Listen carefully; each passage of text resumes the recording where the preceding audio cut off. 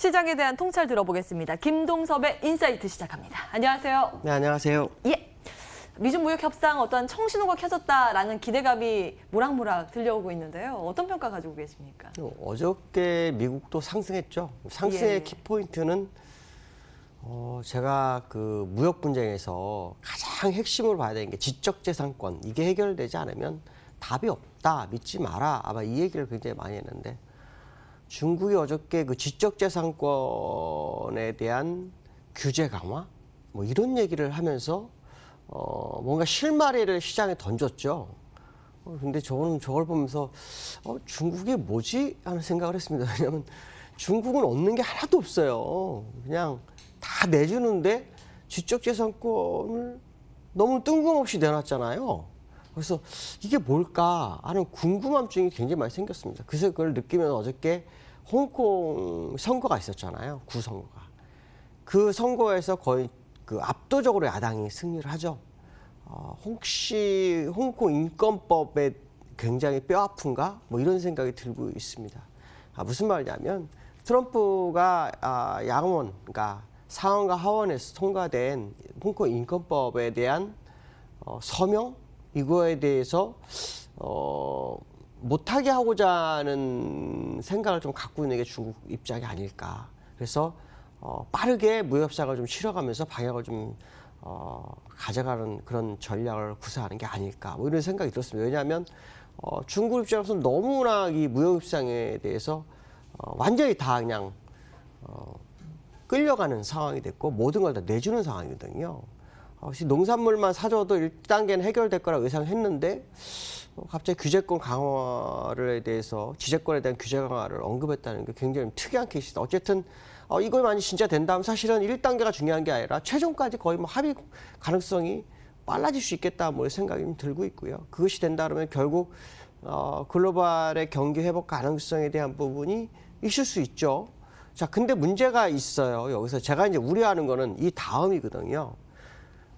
중국이 무역 전쟁에서 완전히 그 판정승도 아니고, 그러니까 판정패도 아닌 그냥 일방적 패배가 이루어지면 이게 글로벌에 있는 다른 나라들에게 똑같이 적용돼서 무역 분쟁이 시작될 것 같다라는 생각이 들거든요.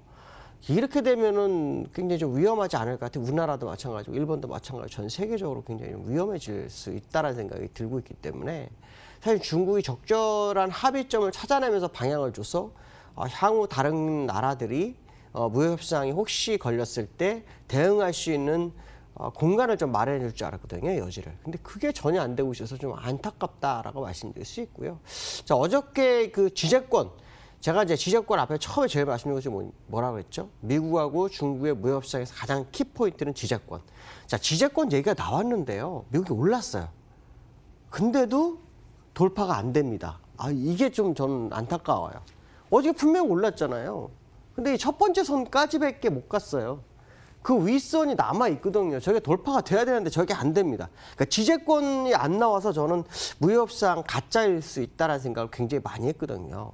근데 지재권이 어저께 나왔거든요.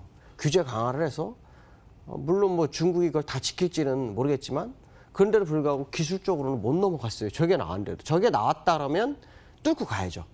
근데 뚫고 가지 못했다는 거죠. 그 얘기는 무슨 말이냐면 여전히 시장에서는 의구심이 굉장히 많다라는 해석을 좀 하는 것 같고 저는 사실 이 트럼프가 어저께 그 주가가 올랐을 때 이런 말을 했어요. 그러니까 주식에 대해서 그러니까 새로운 고점을 가는 거에 대해서 굉장히 환호하는 것을 트윗으로 썼거든요. 근데 저는 그걸 보면서 솔직히 제가 이런 표현 쓰면은 뭐 일반인으로서는 안 되겠지만 되게 방정맞다라는 생각이 들었습니다. 왜냐하면 일국의 대통령이고 전 세계에서 가장 강한 나라의 대통령이 주식 시장 보면서 주가 오르고 있는 거를 어떤 뭐 표현을 했다는 거 너무 웃긴 거예요. 제가 그래서 그런 생각을 했어요.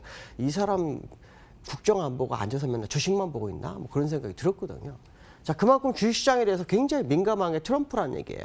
자, 그 얘기는 무슨 말이냐면 트럼프가 무역협상을 이끌어가는 데서 실패가 났을 때는 이 시장은 굉장히 실망 매물이 많이 나올 수 있다는 생각 한번 해봐야 될 것 같고요.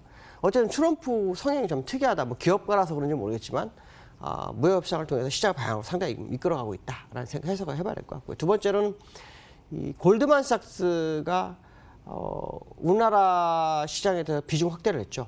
그러니까 지난번 비중 축소, 그다음에 시장 비중, 그다음에 비중 확대 이렇게 늘렸거든요. 내년도 경기 회복에 대한 기대치를 좀 반영하는 그런 발언을 하고 있는데요. 문제는 외국인들이 뭐 주식을 계속 팔고 있다는 게 문제죠. 그 부분이 좀 문제고, 지금 우리나라가 정상적으로 다 가기 위해서는 이 갭을 다 일반적으로 다 메워주고 가야 되거든요. 근데 갭을 지금 4개를 남긴 상태인데 이 비중 확대라는 걸 우리가 100% 믿어야 될까 이런 생각을 해봐야 됩니다. 옛날에 외국인이 이런 적이 있었어요.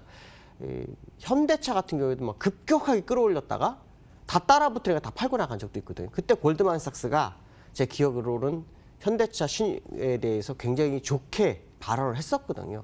그러고 난 다음에 나갔던 그런 경험이 있기 때문에 골드만삭스에 대한 믿음이 별로 좀 없습니다. 그러나 중요한 것은 뭐냐면 시장을 보는 관점이 좀 바뀌고 있는 것은 사실인 것 같다라는 해석을 좀 한번 해봐야 될 것 같고요.